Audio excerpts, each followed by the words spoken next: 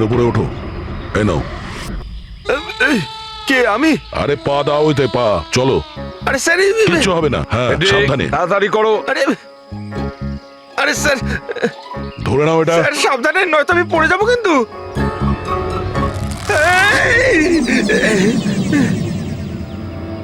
Sir, এরা হয়তো মেয়েটার নাম বলছে, কিন্তু এদের কথায় বিশ্বাস করা একটু মুশকিল।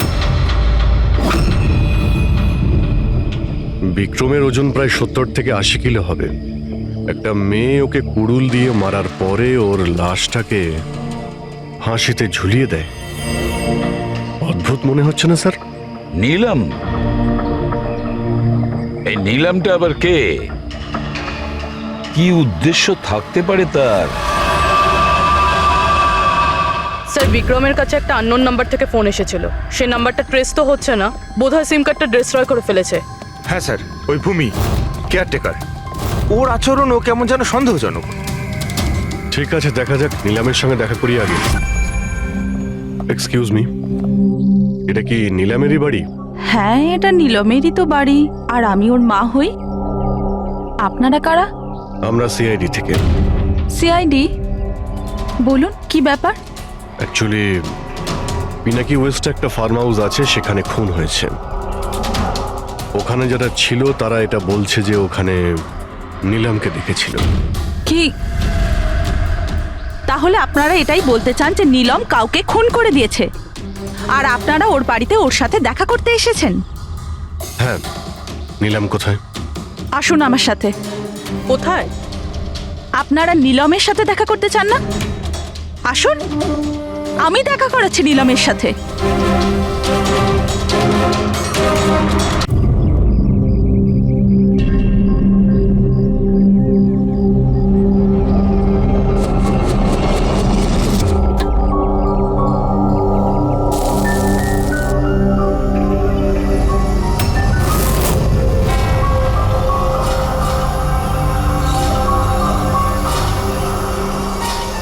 কি হলো? বুঝলি সিদ্ধার্থ, এটা ভেবে অবাক লাগছে যে এতক্ষণ সময় হয়ে গেল আর কেউ আমাদের ওই ব্যাপারে কিচ্ছু জিজ্ঞেস করলো না।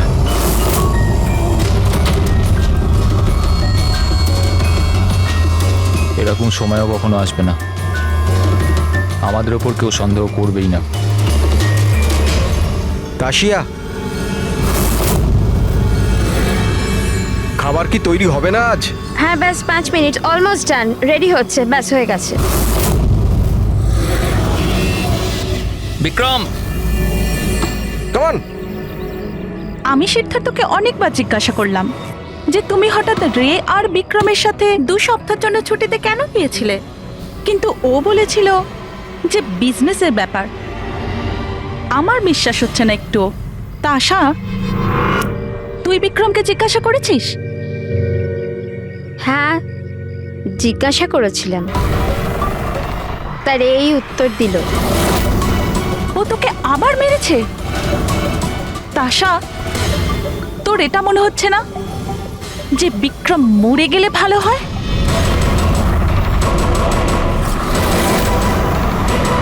হ্যাঁ। খুব মজা হলো, হাঁপিয়ে গেলাম রে।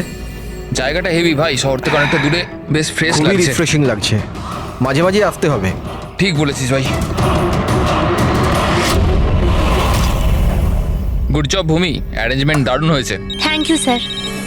হ্যালো হ্যালো, এখানে নেটওয়ার্ক আসে না নাকি? স্যার, এখানে নেটওয়ার্ক একটু উইক আছে, আপনাকে ওইদিকে জঙ্গলের দিকে যেতে হবে। হ্যালো,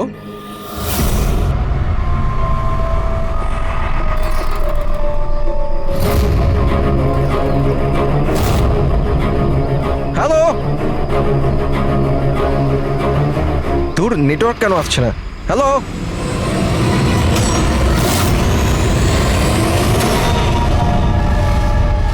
নীলম, তুমি? নীলম, নীলম, নীলম।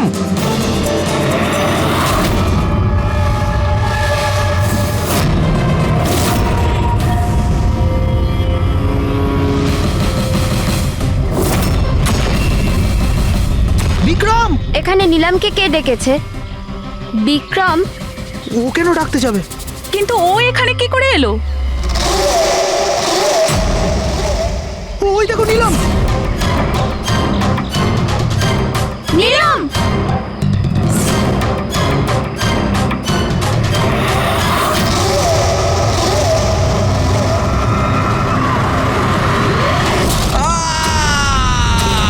বিক্রমের চিৎকার এটা!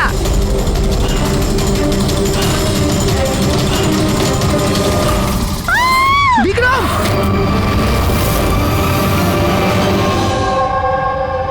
তোমরা সবাই বলতে চাইছো যে বিক্রমকে এখানে নীলম ইচ্ছে করে ডেকেছিল যাতে ওকে সহজেই মারতে পারে, তাই তো? আচ্ছা, আপনারা কি নীলমকে দেখেছিলেন নাকি বিক্রমের মুখ থেকে শুধু শুনেছিলেন? স্যার, আমরা প্রত্যেকে নীলমকে দেখেছি। আর ও হালকা নীল রঙের লম্বা ড্রেস পরেছিল। আচ্ছা, এই নীলম কে? আর ও এখানে কি করে এলো? আচ্ছা, ও কি জানতো যে আপনারা এখানে ছুটি কাটাতে আসছেন? স্যার, নীলম আমাদের প্রত্যেকেরই কমন ফ্রেন্ড। আর 2 মাস ধরে তো নীলমের সাথে আমাদের কোনো যোগাযোগই ছিল না। আচ্ছা, আর তার আগে? স্যার, ওই 2 মাস আগে ওই আমাদের আর নীলমের মাঝে কিছু প্রবলেম হয়েছিল। ওর পরে নীলমের সাথে আর কোনো যোগাযোগ নেই স্যার। হ্যাঁ স্যার, আজ বিক্রমের মুখে নিলামের নাম শুনে আমরা সব অবাক হয়ে গেছিলাম। আপনি তো এখানকার কেয়ারটেকার। আপনি তো খুব ভালোভাবে জানবেন যে এখানে কে এসেছিল আর কি কারণে এসেছিল। একদম ফাঁকা জায়গা স্যার, যে কেউ যেতে আসতে পারে। ভূমি, তুমি বিক্রমকে জঙ্গলে পাঠিয়েছিলে তো ফোনে কথা বলার জন্য? স্যার, কারণ ওখানে নেটওয়ার্ক খুব উইক থাকে, তার জন্য। চাইলে আপনারা নিজেরা চেক করে দেখতে পারেন। ঠিক আছে, বিক্রমকে ফোন কলটা কে করেছিল সেটা যদি একবার জানতে পারি তাহলে ঠিক জানতে পারবো যে এখানে কি হয়েছিল আর করেছিল কে।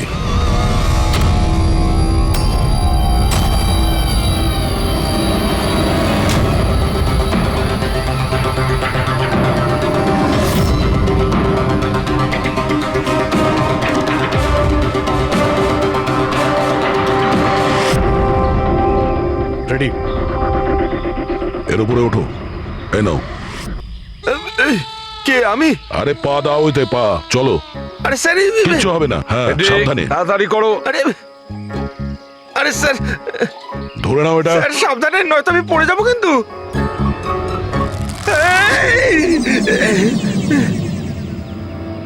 স্যার, এরা হয়তো মেয়েটার নাম বলছে, কিন্তু এদের কথায় বিশ্বাস করা একটু মুশকিল। বিক্রমের ওজন প্রায় 70 থেকে 80 কিলো হবে। একটা মেয়ে ওকে কুড়ুল দিয়ে মারার পরে ওর লাশটাকে ফাঁসিতে ঝুলিয়ে দেয়। অদ্ভুত মনে হচ্ছে না স্যার? নীলম? এই নীলমটা আবার কে? কি উদ্দেশ্য থাকতে পারে তার? স্যার, বিক্রমের কাছে একটা আননোন নাম্বার থেকে ফোন এসেছিল। সেই নাম্বারটা ট্রেস তো হচ্ছে না, বোধহয় সিম কার্ডটা ডিস্ট্রয় করে ফেলেছে। হ্যাঁ স্যার, ওই ভূমি কেয়ারটেকার, ওর আচরণও কেমন যেন সন্দেহজনক। ঠিক আছে, দেখা যাক। নিলামের সঙ্গে দেখা করি আগে। এক্সকিউজ মি, এটা কি নিলামেরই বাড়ি? হ্যাঁ, এটা নীলমেরই তো বাড়ি, আর আমি ওর মা হই। আপনারা কারা? আমরা সিআইডি থেকে। সিআইডি? বলুন, কি ব্যাপার? অ্যাকচুয়ালি পিনাকি ওয়েস্টে একটা ফার্ম হাউস আছে, সেখানে খুন হয়েছে। ওখানে যারা ছিল তারা এটা বলছে যে ওখানে নিলামকে দেখেছিল। কি? তাহলে আপনারা এটাই বলতে চান যে নীলম কাউকে খুন করে দিয়েছে, আর আপনারা ওর বাড়িতে ওর সাথে দেখা করতে এসেছেন? হ্যাঁ। নিলাম কোথায়? আসুন আমার সাথে। কোথায়? আপনারা নীলমের সাথে দেখা করতে চান না? আসুন, আমি দেখা করাচ্ছি নীলমের সাথে।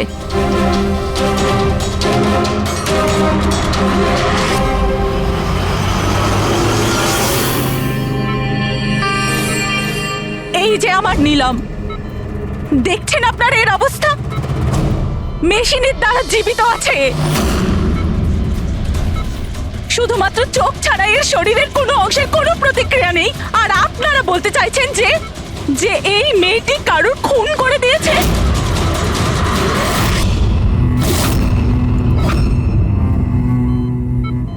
করেছে আমার দিদি। নিলামের এরকম অবস্থা কবে থেকে আর কিভাবে? গত মাস থেকে ওর সেই গাড়ি অ্যাক্সিডেন্ট হয়েছিল, তারপর এই অ্যাক্সিডেন্ট হলো কি করে? মানে কেউ এসে ধাক্কা মেরেছিল না গাড়ির ব্রেক ফেল হয়ে গেছিল? ওই নীলম নেশা করেছিল। আপনারা কারা? আর এসব কি হচ্ছে? আমরা সিআইডি থেকে এসেছি। সিআইডি? দেখুন ডক্টর, ওর খুব কাছের বন্ধু বিক্রম, যাকে কেউ নৃশংসভাবে হত্যা করেছে, আর ওখানে যারা ছিল তাদের বক্তব্য হলো এও নাকি ওখানে উপস্থিত ছিল। This is not possible. এটা হতে পারে না। ওরা সবাই মিথ্যে কথা বলছে। বিক্রম আর ওর বন্ধুরা একেবারেই দিদির বন্ধু নয়, বিজনেস পার্টনার ছিল। চিট করেছে ওরা দিদিকে, ঠকিয়ে বিজনেস থেকে আলাদা করে দিয়েছে। ভালোই হয়েছে, ওই 3 জন চিটারের মধ্যে একজন মারা গেছে। খুব ভালো হয়েছে। আমাদের কাছে 5 জন আই উইটনেস আছে, প্রত্যক্ষদর্শী, যারা ওকে ওখানে ঘটনা ঘটার সময় দেখেছিল। আপনি বলতে চাইছেন ওর অবস্থা খুব শোচনীয়? দেখুন, আপনার কথা শুনে আমি খুব অবাক হয়েছি। নীলম সেই অবস্থাতেই নেই যে কোনো মুভমেন্ট করতে পারে। ও নিজের ইচ্ছায় একটা আঙুলও নাড়াতে পারবে না। হ্যাঁ, এটা ঠিক যে ও আমাদের দেখতে পারে, আমাদের শুনতে পারে, আমাদের বুঝতে পারে, কিন্তু এর থেকে বেশি কিছু নয়। ও যে কিছুটা করতে পারছে সেটা আমাদের দেওয়া স্টিমুলেশনের জন্য। মানে আমরা কন্টিনিউয়াসলি ওর ব্রেন ম্যাপিং করছি, ওর মস্তিষ্কের অবস্থার প্রোগ্রেস দেখার জন্য।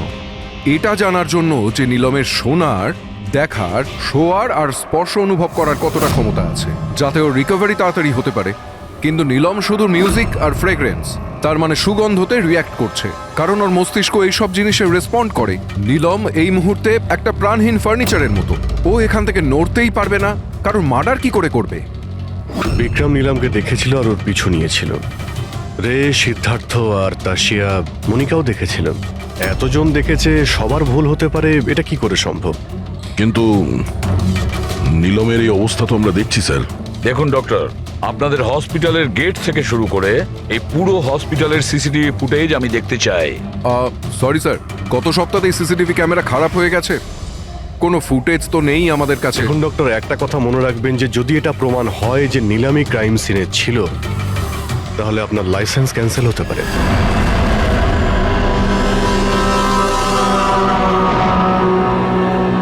এবার ডক্টর সারিকাকে দিয়ে ওর ভালো করে এক্সামিন করাতে হবে। এই পরিস্থিতিতে দুটো ব্যাপার হতে পারে।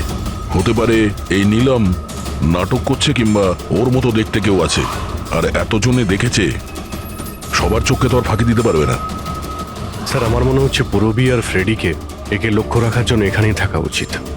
তাহলেই জানা যাবে ও বিছানা থেকে উঠতে পারে কিনা। পুরবী, হেড্রিক, এই করিডোর থেকে শুরু করে আর ওর ঘর অবধি খুব ভালো করে খেয়াল রাখবে। ভালো তো লাগছে না ওকে এই অবস্থায় দেখতে, কিন্তু তবু আমাদের ওর ফিঙ্গারপ্রিন্টস আর ফুটপ্রিন্টস নেওয়া দরকার। আর তাছাড়া নীলামের ভাই আর মা ছাড়া ওখানে আর কে কে আসেন ওর খোঁজ নিতে, ওর সঙ্গে দেখা করতে, সেটাও দেখতে হবে।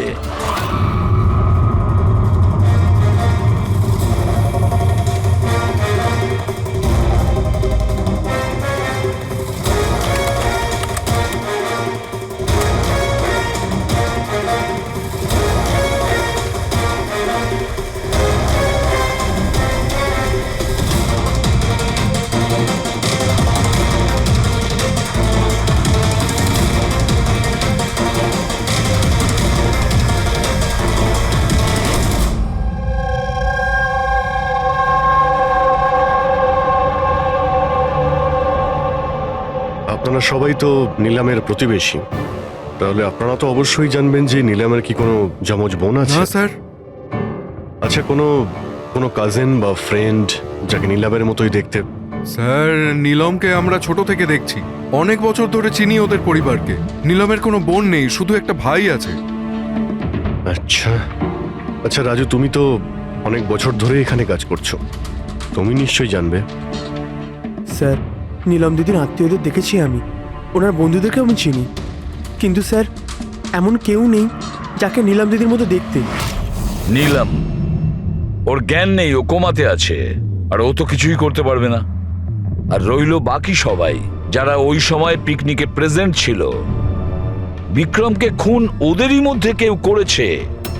তবে স্যার, এই তাশিয়া বিক্রমের স্ত্রী, ওর মুখ দেখে মনে হচ্ছে না যে ওর স্বামী মারা যাওয়াতে ওর কোনো আফসোস রয়েছে। কিংবা স্যার নীলমের মা বিদ্যা আর ওর ভাই ঋষভ। স্যার বিক্রম আর ওর বন্ধুরা নীলমকে বিজনেস থেকে সরিয়ে দিয়েছিল। হতে পারে বদলা নেওয়ার জন্য দুজনে মিলে বিক্রমকে প্রাণে মেরে দিয়েছে। স্যার সন্দেহর তালিকায় তো এও রয়েছে। এই বিক্রমকে জঙ্গলের দিকে পাঠিয়েছিল স্যার। পঙ্কজ, এই 4 জনের ওপর কড়া নজর রাখো। দেখো গত 48 ঘন্টায় কি করছিল, কোথায় কোথায় গিয়েছিল।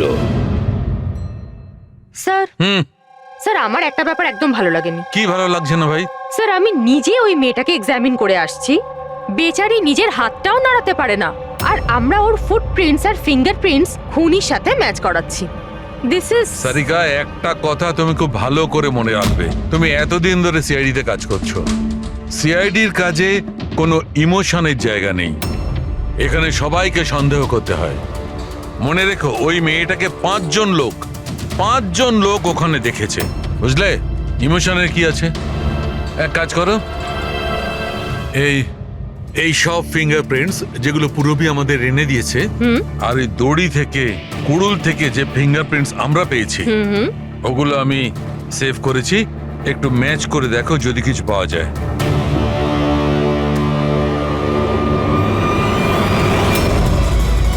গড, এটা তো ম্যাচ হয়ে গেছে। ম্যাচ হয়ে গেছে। হসপিটালের যে ভিজিটার্স বুক আছে সেই হিসাবে কোনো একজন ডক্টর রজত আছে যে গত 2 সপ্তাহ ধরে এই নীলমের সঙ্গে দেখা করতে আসছে। ডক্টর রজত? আচ্ছা, উনি কি সেই যিনি অ্যাস্ট্রোফিজিক্স আর প্যারানর্মাল সায়েন্স নিয়ে কাজ করছেন? হ্যাঁ শালুকে, বলো। কি নীলম ক্রাইম সিনে গিয়েছিল? নীলম হাঁটতে পারে? ডক্টর রজত, নীলম তো চলাফেরা করতে পারে, কারণ ক্রাইম সিনে আমরা যে ফুটপ্রিন্ট আর ফিঙ্গারপ্রিন্ট পেয়েছি সেটা তো ওর সঙ্গে ম্যাচ করে গেছে। তাহলে এই পুরো বিষয়ে আপনার কি রোল? দেখুন, আমি আপনাদের কথা অস্বীকার করছি না। হসপিটালের বেড থেকে নীলম উঠতে পারে। হ্যাঁ, ওর ফিঙ্গারপ্রিন্টস আর ফুটপ্রিন্টস অ্যাস্ট্রাল পজিশনের সাথে মিলবে কি মিলবে না, that I am not sure. Excuse me, কি বললেন আপনি? Astral, what is that mean? এক minute. Astral projection? Are you joking? আমার সঙ্গে মজা করছেন না তো? নীলমের ভাই ঋষভকে আমি বলেছিলাম একটা বিশেষ মিউজিক চালানোর জন্য, আর নীলমের পাশে ফুল রাখার জন্য। এই কাজটা ওর মস্তিষ্কে প্রভাব ফেলবে। ওটা তাড়াতাড়ি কাজ করতে থাকবে, আর নীলম তাড়াতাড়ি সুস্থ হয়ে যাবে। এখন বুঝতে পারছি যে নীলমের মস্তিষ্ক খুব বেশি পাওয়ারফুল হয়ে গেছে, এতটা যে ও নিজেকে অন্য কোথাও প্রজেক্ট করতে পারে। ও নীলম নয়, ওর অ্যাস্ট্রাল প্রজেকশন। এক মিনিট, আপনি বলছেন যে ওর প্রজেকশন অন্য জায়গায় করতে পারবে? এটা কিভাবে সম্ভব? দেখুন, অ্যাস্ট্রাল প্রজেকশনকে যদি খুব সাধারণভাবে আপনাকে বোঝাই, তাহলে সেটা এইভাবে। দেখুন, যেমন মরার পরে মানুষের আত্মা তার শরীর থেকে আলাদা হয়ে যায়, ঠিক একই রকম জীবিত মানুষের চেতনাকেও ফিজিক্যালি বাইরে বের করা সম্ভব। আর যেমন আমি বুঝি যে নীলমের কেসেও এরকমই কিছু হয়েছে। দেখুন ডক্টর রজত, সায়েন্সে এমন কোনো প্রমাণ নেই যাতে এই কথাটা কনফার্ম হতে পারে যে শরীর থেকে আত্মাটাকে বাইরে বার করা যায়। আর আপনার থিওরি অনুযায়ী একটা 40-45 কিলো ওজনের একটা মেয়ে যে কোমায় রয়েছে, সে একজন 85 কিলো ওজনের একটা লোককে দড়িতে ঝুলিয়ে দিয়েছে। তার মানে আপনারা আমার কথা বিশ্বাস করছেন? তাহলে আপনারাই বলুন, এক হাত পায়ে অক্ষম মেয়ে যে হাসপাতালের বেডে পড়ে আছে, সে একই সময় 2টো আলাদা আলাদা জায়গায় কিভাবে থাকতে পারে? Thank you very much. সেটা আমরা খোঁজ নিয়ে নিচ্ছি।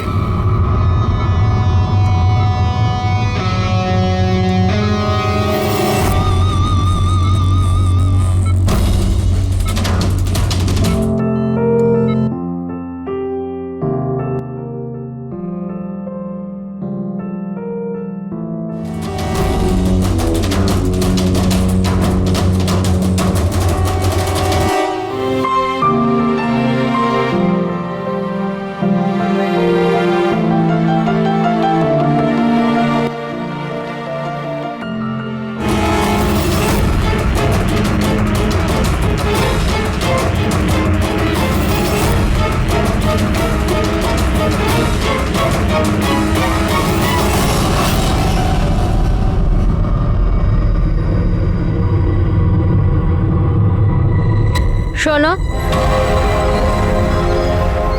আমি তোমাকে কিছু বলতে চাই।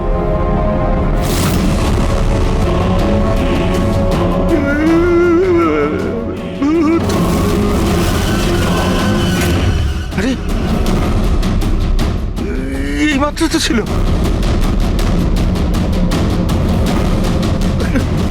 কোথায় হাওয়া হয়ে গেল?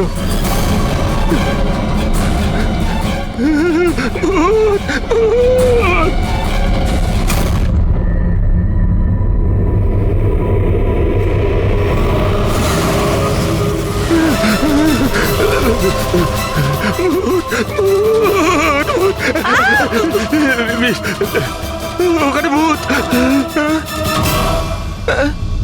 কোথায়? পুরবি, আমি ওকে নিজের চোখে দেখেছি। ওখানে দাঁড়িয়ে ছিল, হঠাৎ করে উধাও হয়ে গেল। কিন্তু নীলাম তো এখানেই ছিল, এখান থেকে ওঠেও নি। এই নীলাম একই সময় দু জায়গাতে?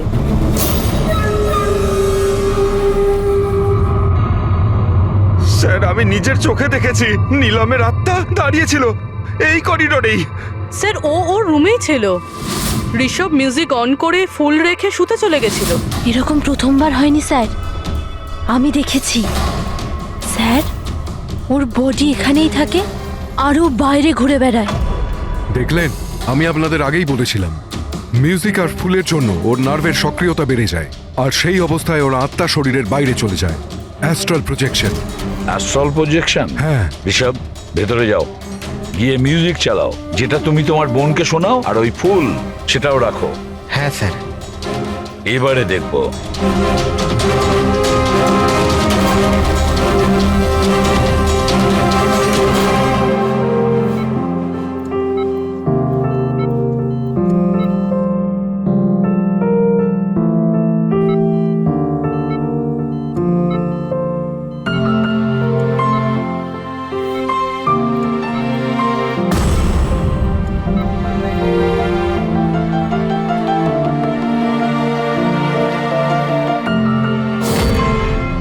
দেখুন, শরীরে সক্রিয়তা বাড়ছে।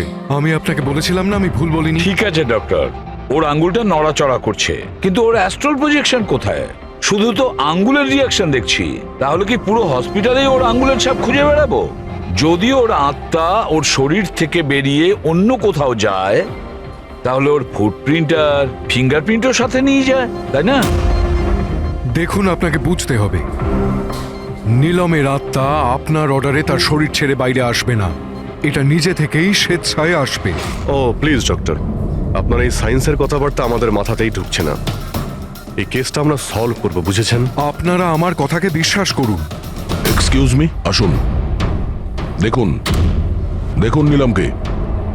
ওর অবস্থা দেখে আপনাদের মনে হচ্ছে যে হসপিটাল থেকে বাইরে বেরিয়ে ও কাউকে মার্ডার করতে পারে? হ্যাঁ স্যার, আমরা প্রত্যেকে ওকে দেখেছিলাম। ওটা নীলমই ছিল, আর আমাদের কোনো ভুল হয়নি স্যার। 1 মাস হয়েছে তোর অ্যাক্সিডেন্টের।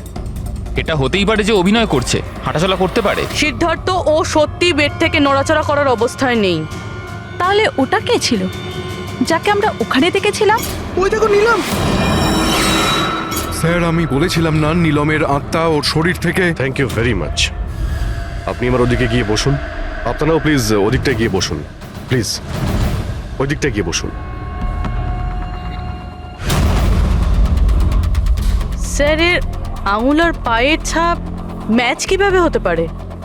হতে পারে যদি কেউ নীলামের ফিঙ্গারপ্রিন্টস আর পায়ের ছাপ ক্রাইম সিনে ছেড়ে আসে তবে। কি হলো স্যার? একটা কথা আমার মাথায় ঘুরছে। বিক্রমের মৃত্যুর পরে তোমাদের মনে আছে বিক্রমের বন্ধুরা কি বলেছিল? স্যার, নীলম আমাদের প্রত্যেকেরই কমন ফ্রেন্ড, আর 2 মাস ধরে তো নীলমের সাথে আমাদের কোনো যোগাযোগই ছিল না। সিদ্ধার্থ, এই সিদ্ধার্থ কি করে জানলো যে নীলমের অ্যাক্সিডেন্ট 1 মাস আগে হয়েছিল? 1 মাস হয়েছে তোর অ্যাক্সিডেন্টের, হাঁটাচলা করতে পারে। এটা হতেই পারে যে অভিনয় করছে। সিদ্ধার্থ, রে, তাশিয়া, মনিকা আর ভূমি, এদের সবাইকে বিউরোতে নিয়ে এসো। Siddharth, Siddharth, yes sir. নীলমের সঙ্গে শেষ কবে দেখা হয়েছিল?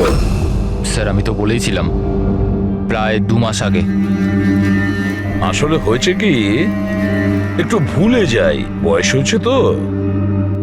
2 মাসের মধ্যে যখন দেখা হয়নি, তাহলে নীলমের অ্যাক্সিডেন্টের ব্যাপারে তুমি কিভাবে জানলে? স্যার ঠিকঠাক তো মনে নেই, কিন্তু কথায় কথায় বিক্রমই বলেছিল আমাকে। তোমরা বিজনেস পার্টনার ছিলে, তাই ও মারা যাওয়াতে সব থেকে বেশি লাভ তো তোমাদেরই হয়েছে। স্যার বিজনেস পার্টনার ছিলাম, খুনি নয়। আর ও বন্ধু ছিল আমাদের, ওর ব্যাপারে আমরা এসব ভাবতেই পারি না। যদি লাভের কথা বলেন তো বিক্রমের মৃত্যুর লাভ তো সবচেয়ে বেশি ওর ওয়াইফ তাসিয়ারই হয়েছে। বিক্রমের মৃত্যুর পর আপনার প্রতি হওয়া অত্যাচার কমে গেল, এটা ছাড়া আর কোনো সুবিধা পেয়েছেন আপনি? হ্যাঁ, বিক্রম চলে যাবার পর আমার আর ভয় লাগে না, আর আমি বেশ ভালোই আছি। কিন্তু আমি বিক্রমকে মারিনি। নীলমকে চেনেন আপনি? আমি নীলমকে একদমই চিনি না। 25শে জুলাই যেদিন নিলামের অ্যাক্সিডেন্ট হয়, সেই সময় তোমরা কোথায় ছিলে? স্টার ক্লাব, বিকেসি, তারপর আমরা এয়ারপোর্ট গেছিলাম স্যার। সিদ্ধার্থ, তোমার স্মৃতিশক্তির প্রশংসাই করতে হয়। স্যার মনে তো থাকবেই, ওয়ার্ল্ড ট্যুরের জন্য টিকিট আমি তো বুক করেছিলাম। ট্রাভেল এজেন্ট কে ছিল? সাইমা ট্রাভেলস। যেই বাংলোতে আপনি ছুটি কাটাতে গিয়েছিলেন, ওখানে যাওয়ার আগে আপনি ওখানে 2-3 বার গিয়েছিলেন।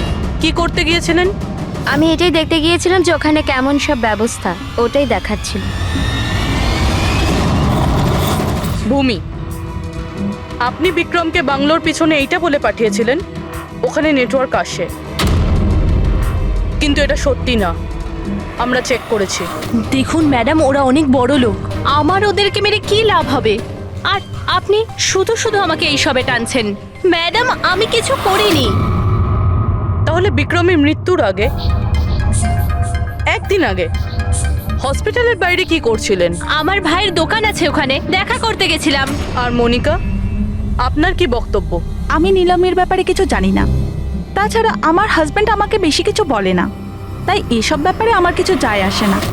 স্যার এই 5 জনের মধ্যে বিক্রমের খুন যেই করুক, কিন্তু বিক্রমের খুন আর নীলমের যে অ্যাক্সিডেন্ট, এদের মধ্যে কোনো না কোনো সম্পর্ক তো আছে স্যার। রাইট, এটা অ্যাস্ট্রাল প্রজেকশনের ব্যাপার নাকি যমজের, কিন্তু এটা তো শিওর যে এদের মধ্যে কেউ আছে যে নীলমের এই অবস্থার সুযোগ নিচ্ছে। নীলমের অ্যাক্সিডেন্ট পালোমি ব্রিজে 25শে জুলাই হয়েছিল, আর পুলিশ খবর পায় ওই দিন সকালে 4টে থেকে 5টার মধ্যে।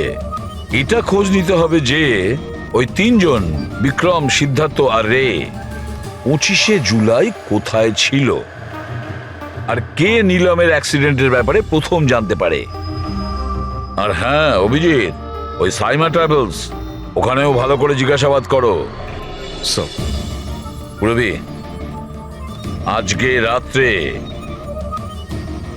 এই হসপিটালেই থাকো, কিন্তু একটা কথা মনে রেখো, ওই রুমে আজ না কোনো মিউজিক বাজবে, না কোনো ফুল থাকবে।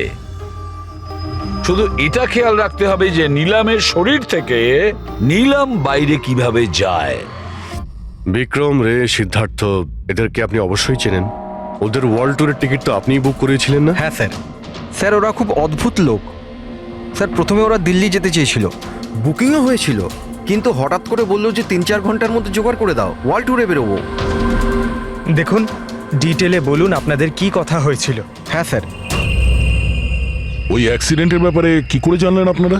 স্যার সকাল 4টের সময় আমাদের কাছে খবর এসেছিল যে একটা গাড়ি ব্রিজ থেকে নিচে পড়ে গেছে। আমি আমার টিম নিয়ে এখানে পৌঁছই আর ওই মেয়েটাকে গাড়ি থেকে বাইরে বের করি।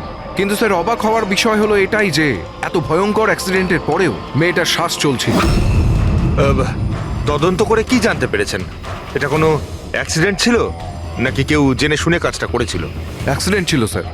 মেয়েটাকে নেশাগ্রস্ত অবস্থায় গাড়িতে পাওয়া গেছে, কিন্তু স্যার অবাক হওয়ার মতো বিষয় এই যে সিসিটিভি ফুটেজে না মেয়েটাকে দেখা গেছে, না মেয়েটার গাড়িটাকে। ও যে এখানে কি করে পৌঁছলো সেটা কিছুতেই বুঝতে পারছি না। আচ্ছা, অ্যাক্সিডেন্ট তো 1 মাস হয়ে গেছে, কিন্তু এর ফুটেজ তো পেয়ে যাবো। একটা কাজ করো, এই 24 জুলাইয়ের রাতে ক্লাব ভিস্টা থেকে এয়ারপোর্ট যাওয়ার মধ্যে যতগুলো সিসিটিভি ক্যামেরা আছে সবগুলোকে চেক করো। আর হ্যাঁ, ওই হাইওয়েরও নিয়ে নাও যেটা পুলমি ব্রিজের দিকে যায়, যেখানে নিলামের কারের অ্যাক্সিডেন্ট হয়েছিল। স্যার 25শে জুলাই রাতে বিক্রম স্যার ফোন করেছিল। স্যার উনি বললেন যে ওনারা 3 জনে ওয়ার্ল্ড ট্যুরে যাবেন, এই জন্য নেক্সট ফ্লাইটেই টিকিট বুক করে দিতে। স্যার আমার খুব অদ্ভুত লেগেছিল ব্যাপারটা, কিন্তু স্যার ওনার কথা থেকে এটা মনে হচ্ছিল যে কিছু তো একটা গড়বড় চলছে। I see. বুঝতে পারছি না নীলমকে সবাই সব জায়গায় দেখতে পাচ্ছে কি করে, যখন ও নিজের বিছানা থেকেই উঠতে পারছে না। হ্যাঁ স্যার, আমি এখানেই আছি, আর নীলমও আমার চোখের সামনে আছে, ওইভাবে বিছানায় শুয়ে। আর এই নীলমের মতন দেখতে মেয়েটাকেও দেখতে পাইনি, সব কিছু নর্মাল। কামন ইয়ার মনিকা, তোমার কি মনে হয় বিক্রমের মৃত্যুর পর নীলম আমাকে আর রেকে মেরে দেবে? আরে রিল্যাক্স ইয়ার, রে আমার সাথেই আছে, কিচ্ছু হবে না, আমরা বাড়িতেই আসছি।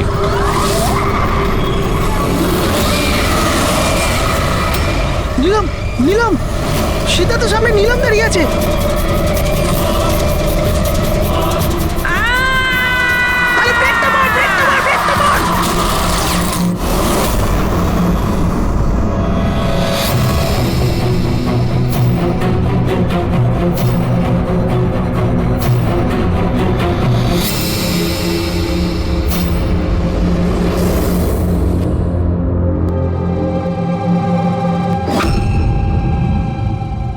হোটেল থেকে এয়ারপোর্ট পৌঁছতে কমপক্ষে 2 ঘন্টা লাগে। ভেবে পাচ্ছি না এই 3 জনের 7 ঘন্টা কিভাবে লাগলো। আর স্যার এই ফুটেজগুলো নিয়ে কিছু করা হয়েছে। এই একটু পিছনে নাও তো পঙ্কজ, আর একটু পিছনে নাও যেখানে ডিসি চক ছিল। হ্যাঁ স্টপ, এখান থেকে চালাও। আর এটা পরের ফ্রেমে উধাও। এই ফুটেজ এডিট করা হয়েছে স্যার, এডিট করা হয়েছে। পুলমি ব্রিজের দিকে যাওয়ার রাস্তার সমস্ত সিসিটিভি ফুটেজ তো আমরা চেক করেছি, নীলমের কার তো কোথাও দেখতেই পাইনি। আর যদি নীলম এই রাস্তা দিয়ে না যায়, তাহলে ওর গাড়ি ওখানে ওই পুলমি ব্রিজের নিচে কি করে গেল? স্যার মনে হচ্ছে নিলামের সঙ্গে ওখানে কিছু হয়েছিল, যেখান থেকে ফুটেজে গাড়িটা উধাও হয়েছে। পুলিশের রিপোর্ট অনুযায়ী নিলামের অ্যাক্সিডেন্ট হয়েছিল 25 তারিখ সকালে 4টে থেকে 5টার মধ্যে, মানে অ্যাক্সিডেন্টটা 24 তারিখ রাত্রে হয়েছিল। যে ট্রাফিক পুলিশ ওই সময় ডিউটিতে ছিল আর সার্ভিলেন্স কপস ডিউটিতে ছিল, ওদের সাথে কথা বলতে হবে। Hello, what? এখন কোথায়? ওকে ঠিক আছে, আমরা আসছি। স্যার এই সিদ্ধার্থ আর রের গাড়ির অ্যাক্সিডেন্ট হয়েছে। কি? ওরা এখন ব্লু হেলথ কেয়ার হসপিটালে রয়েছে। সবকিছু ঠিক হয়ে যাবে। দেখুন, জানি না। আমরা আমাদের তরফে সম্পূর্ণ চেষ্টা করেছি, কিন্তু এখন পেশেন্টকে বাঁচানো খুব মুশকিল। কি হলো? কিভাবে অ্যাক্সিডেন্ট হলো? কি করে মানে? এই সব নীলমের জন্যই হয়েছে, এসব নীলম করেছে। এটা আপনি কি করে জানলেন? আমি ফোনে শুনেছিলাম, রে সিদ্ধার্থকে বলল যে সামনে রাস্তায় নীলম দাঁড়িয়ে আছে। নীলম, সিদ্ধার্থ সামনে নীলম দাঁড়িয়ে আছে। ওরা দুজনেই খুব ভয় পেয়ে গেছিল। পুরবি তুমি নিলামের কাছেই ছিলে তো? স্যার, স্যার নীলম হসপিটালেই ছিল, ওর বাইরে যাওয়ার প্রশ্নই ওঠে না। আপনাকে এই অ্যাক্সিডেন্টের খবর কে দিয়েছে? 12:30টার সময় কারো ফোন এসেছিল, কিন্তু ফোনেতে নিজের নামটাও বলেনি। আমরা যখন অ্যাক্সিডেন্ট স্পটে পৌঁছলাম, কারটা তখন পাল্টি মেরে রাস্তার নিচে পড়েছিল। ভেতরে সিদ্ধার্থ রক্তে মাখামাখি হয়েছিল, আর রের শরীরটাও জানলা দিয়ে অর্ধেক ঝুলেছিল। এক কাজ করি, সিদ্ধার্থ আর রে দুজনের মেডিকেল রিপোর্ট আর ওই গাড়িটাকে নিয়ে ফরেন্সিক ল্যাবে পাঠিয়ে দাও। এখানে সব জায়গায় পুলিশ প্রহরা আছে স্যার, সব বন্দোবস্ত হয়ে গেছে স্যার। Very good. আর আশপাশের সমস্ত রাস্তায় ব্যারিকেড লাগিয়ে দাও, ঠিক আছে? কেউ যেন আসতে যেতে না পারে। Over and out. একটা গাড়িও যেন এদিক দিয়ে না যেতে পারে। হ্যাঁ স্যার। যারা হেঁটে হেঁটে যাবে তাদের বলে দাও অন্য রাস্তা দিয়ে যেতে। কাল সকালবেলা এখান দিয়ে ভিআইপির একটা বড় কনভয় যাবে, আর ভেতর থেকে আমরা খবর পেয়েছি যে ওই কনভয়ের মধ্যে একটা গন্ডগোল হতে চলেছে। কারোর ওপর যদি একটুও সন্দেহ হয়, সঙ্গে সঙ্গে আমাকে জানাবে। সব সিসিটিভি ক্যামেরা জাজ হয়ে গেছে, সব ঠিকঠাক কাজ করছে। গুড।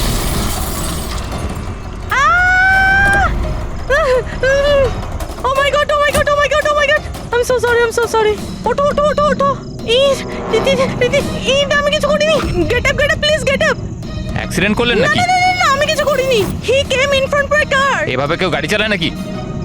স্যার এ তো মরে গেছে। মরে গেছে? না না না না না, আমি কিছু করিনি। আরে ম্যাডাম, এই সিসিটিভি ক্যামেরাতে সবকিছু রেকর্ড হয়ে গেছে। এটা চালু আছে? হ্যাঁ চলে এগুলো। এটা কেন চলে? অ্যারেস্ট করো ওনাকে। Listen listen listen listen listen. Actually আমার হাজবেন্ড যে আছে, he is a very very rich man. টাকার কোনো অভাবই নেই ওনার।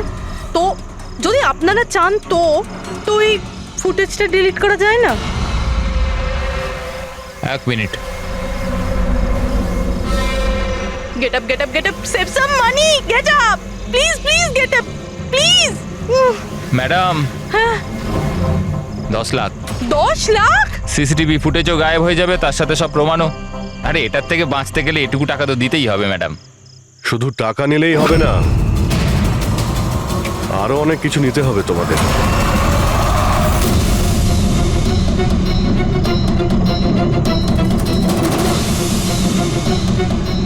স্যার, তোমরা জানো তোমাদের ডিউটি আজকে এখানে কেন ছিল? কারণ আমরা জানতে চেয়েছিলাম যে 24শে জুলাই রাত এখানে কার ডিউটি ছিল আর কে টাকা নিয়ে অপরাধীদের ছেড়ে দিয়েছিল। তোমার মতো লোকের পুলিশে থাকার কোনো অধিকার নেই। এবার পরিষ্কার করে বলো সেই রাতে কি হয়েছিল। তাহলে তোমরাই কি ওই সার্ভেলেন্সের ফিল্মটা এডিট করেছিলে? স্যার ওরা বড্ড প্রেশার দিচ্ছিল।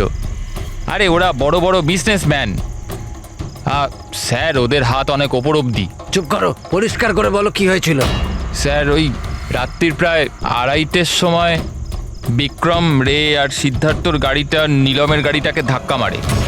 আর ওই ওদের মনে হলো যে মেয়েটা মরে গেছে। ওরা বড্ড ঘাবড়ে গেছিল স্যার।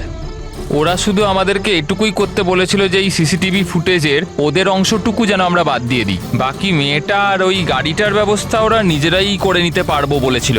স্যার সেই জন্য নীলম প্রতিশোধ নিচ্ছে। যখন ওর অ্যাক্সিডেন্ট হয় এরা 3 জন ওকে এখানেই ফেলে গেছিল। নিলাম নয়, অন্য কেউ, যে রে, সিদ্ধার্থ আর বিক্রান্তের উপরে প্রতিশোধ নিচ্ছে।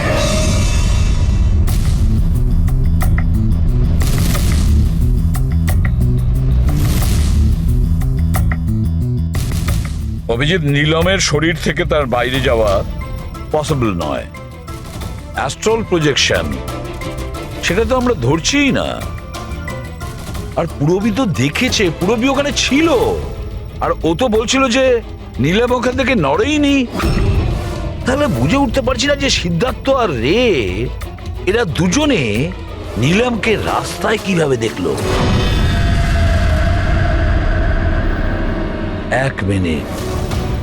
এক মিনিট, এই নীলম একই সময় নিজের রুমে আর হসপিটালের করিডোরেও তো দেখা গিয়েছিল। 1 মিনিট বস, এই যে গাড়িটা নীলমকে হঠাৎ দেখে ঘাবড়ে গিয়ে উল্টে যায়নি, বরং এই গাড়িটাকে অ্যাক্সিডেন্ট করানো হয়েছে। এত জোরে ধাক্কা মেরেছে যে ওদিকে দরজাটা তো পেরিয়ে গেছে। ইচ্ছে করে জেনে বুঝে কোনো গাড়ির সঙ্গে এটাকে ধাক্কা লাগানো হয়েছে। স্যার সিদ্ধার্থ আর রের অ্যাক্সিডেন্ট একটাই গাড়িতে হয়েছে, কিন্তু ওদের মেডিকেল রিপোর্টস কিছুতেই ম্যাচ করছে না। কি?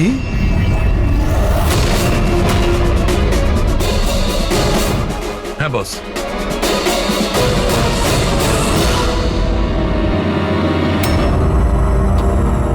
এই পুরো রহস্যটা কি?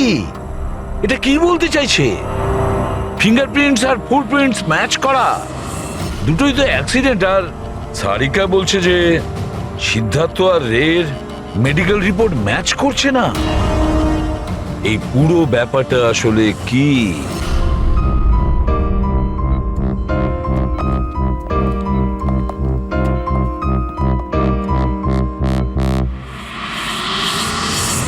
যে বিক্রমকে খুন করেছে আর সিদ্ধার্থ আর রের এই অবস্থা করেছে, এই সব কাজ নীলামের নয়, অন্য কারোর।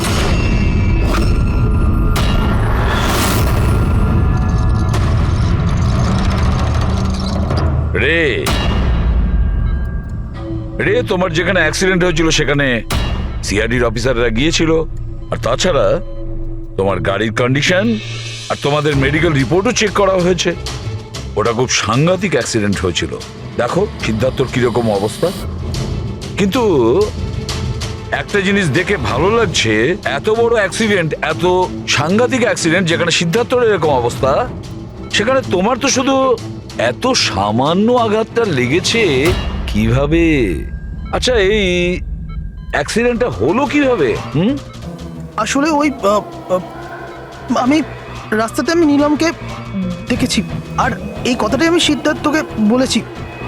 ওই ভয় পেয়ে গাড়ি টার্ন করতে গেল, গাড়ি স্পিডে ছিল তো কন্ট্রোল হলো না, আর গাড়ি উল্টে গেল। না না না না না, মিথ্যে কথা বলছো তুমি। তোমার গাড়ি উল্টে যায়নি, অন্য গাড়ি এসে তোমাকে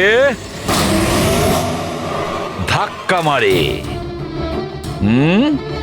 কে?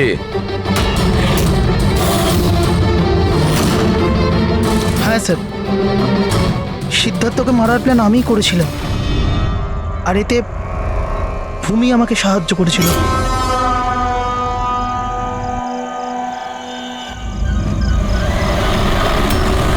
আরে ব্রেকটা মার, ব্রেকটা মার, ব্রেকটা মার!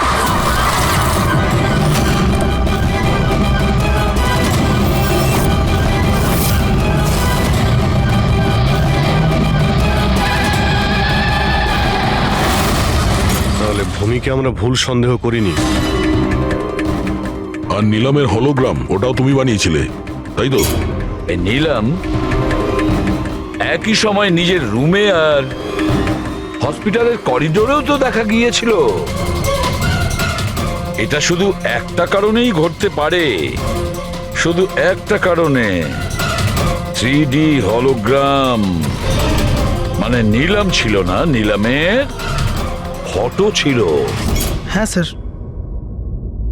ওই হলোগ্রাম আমি বানিয়েছিলাম, কিন্তু নীলমকে এই অবস্থায় পৌঁছানোর দায়ী আমি নই স্যার।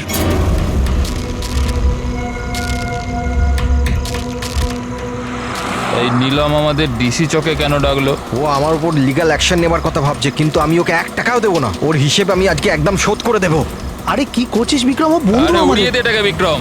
আরে সিদ্ধার্থ, তুই চুপ করে বস না। না বিক্রম, না না না বিক্রম। আমি বিক্রমকে আটকানোর চেষ্টা করেছিলাম, কিন্তু স্যার বিক্রম আমার একটা কথাও শুনলো না। আমি নীলমকে বাঁচাতে চাইছিলাম স্যার, ওকে হেল্প করতে চাইছিলাম, কিন্তু এই দুজনে আমাকে কিছু করতে দেয়নি। ও আমাদের বন্ধু ছিল স্যার, কিন্তু আমিও টাকার লোভে পড়ে গিয়ে সিদ্ধার্থ আর বিক্রমের সাথে মিলে নীলমের সাথে বেইমানি করলাম স্যার। ওকে বিজনেস থেকে বের করে দিলাম, আর ওকে মরার জন্য ছেড়ে দিয়ে আমরা 3 জন ওয়ার্ল্ড ট্যুরে চলে গেছিলাম। কিন্তু স্যার যখনই আমরা ফিরে এলাম, তখন থেকে আমি বুঝতে পারলাম যে সিদ্ধার্থ আর বিক্রম মিলে আমাকেও এই বিজনেসের পার্টনারশিপ থেকে বাইরে বের করে দিতে চাইছে।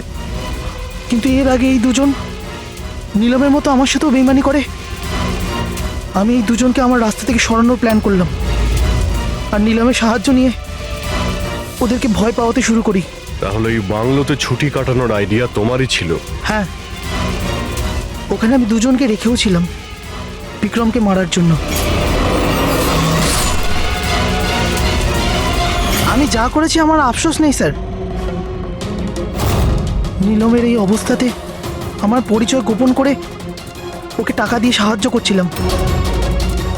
জেল যাওয়ার পর এটাই চাইবো যে ওর চিকিৎসা যেন কিছু কম না হয়। আর ভূমি আমার অফিসে কাজ করতো স্যার, এই জন্য আমি জানতাম যে ও আমার সঙ্গ দেবে, আর আমি ভূমিকে ব্যবহার করেছি নীলমের 3D হলোগ্রাম লাগানোর জন্য।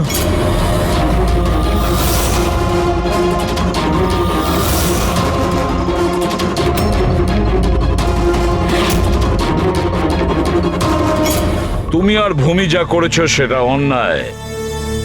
আইন তোমাদের কোনোদিন ক্ষমা করবে না, কঠোরতম শাস্তি হবে তোমাদের।